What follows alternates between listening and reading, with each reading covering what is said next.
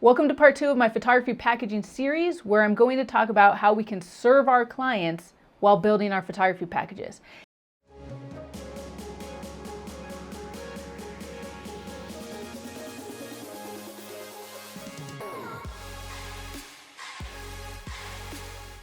In the last video, I talked about why effective photography packaging is important, and now we're going to take the first step towards building those packages, which is making sure that we understand our clients. We can't build a package for our clients if we don't know what they need, what they want, what they value, or what they're looking for. The good news is after over a decade in the business, I feel like I actually know what my clients are looking for better than they do.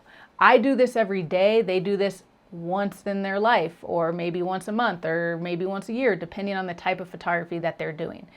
And so as a photographer, I get to educate them on what they need and what they want by how I set up my packaging structure. One of my mantras has always been that serving your clients well will serve you well. What that means is we're looking for a win-win. We're not just trying to make as much money as we can. We're trying to make our clients as happy as we can. And that leads to more profit and more money. It also leads to more referrals. As an example, early in our wedding photography business, we didn't include albums as part of the packages. We were trying to keep our packages small and nimble because we were trying to compete on price. We were trying to book as much work as we can to get some momentum, to build some client base, to build a portfolio, in fact.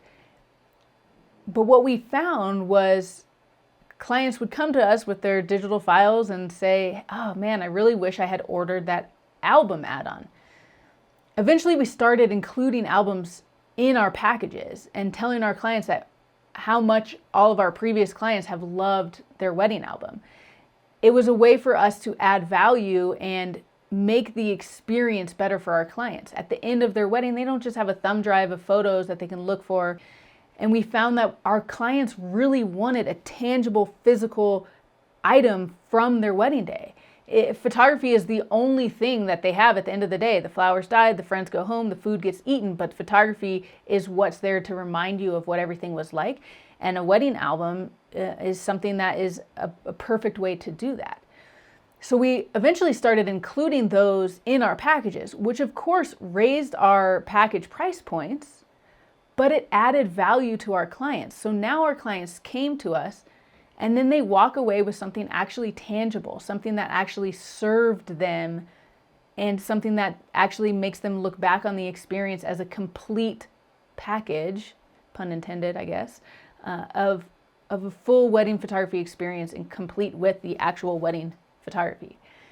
So you may decide to do something different and not include something like that in your package, but for us it was really effective, not only in pleasing our clients in that moment, but also getting them to book higher priced packages initially up front, and also in getting us future work. So we've had numerous clients where they found us because they went to a friend's house, looked at their friend's wedding album, fell in love with the album and the photos and us as photographers, and then reached out to us to hire us. So it became like a free marketing tool and a way for clients to be sold on us before they even look at our website. And those are the best clients to have, the ones that come to your website willing to pay whatever your prices are because they've already decided that you're the photographer for them. So my strategy is to build wedding photography packages that include everything that my clients need in order to build their trust in me, in order to serve them well, and in order to have them walk away at the end of the experience feeling content and satisfied with that full belly of wedding food and a full album of wedding photos. So to figure out what your client needs are, you need to put yourself in their shoes. I gave an example of wedding photography, but what about somebody who's hiring you as a product photographer? What are they looking for? They're looking to use their photography on their website, or maybe their social media, or maybe in some magazine ads that they're going to run. And so creating packages based on what that client needs is useful as well. Even though traditionally when we think of photography packages, you think of portrait photography or wedding photography, the same is true for product or commercial photography. Even with our commercial photography clients, we have an offering of like, here's what you think you want. You want, this many photos and this much video, but here's an add-on of what we can do for you. We can, instead of just giving you web use for the images, you can pay a little bit more and license the images for perpetual use. Or instead of just photo, we can add video. In commercial photography, we can have packages and price points that help us serve our clients and tell them what they need, because they might not know. They might just know, I need some new photos from our website, but they might not know how effective a website video would be. They might not know how you can serve them with more photos for their social media. And so finding whatever it is that you can offer and including that in your packages to increase the value to serve your clients well will result in them booking bigger packages, which will result in more profits for your business. Everybody wins, and that's what we're really going for, is people wanting to give us their money. So again, the first step in building effective photography packages is to understand your clients' needs.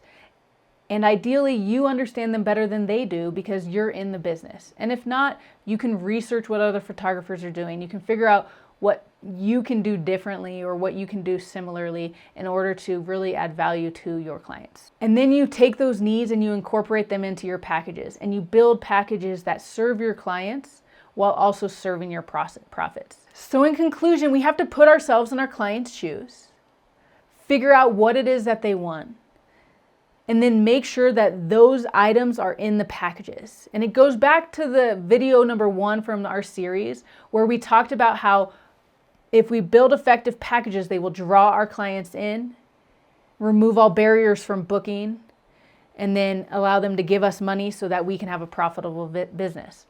And so knowing what our clients want helps attract them and helps them choose which package they want and remove those barriers.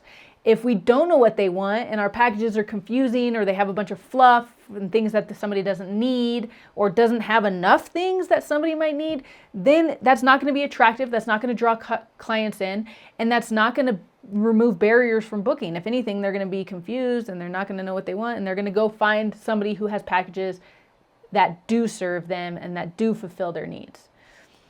And so this part 2 video about serving our clients connects us back to our part 1 video about the importance of effective packaging.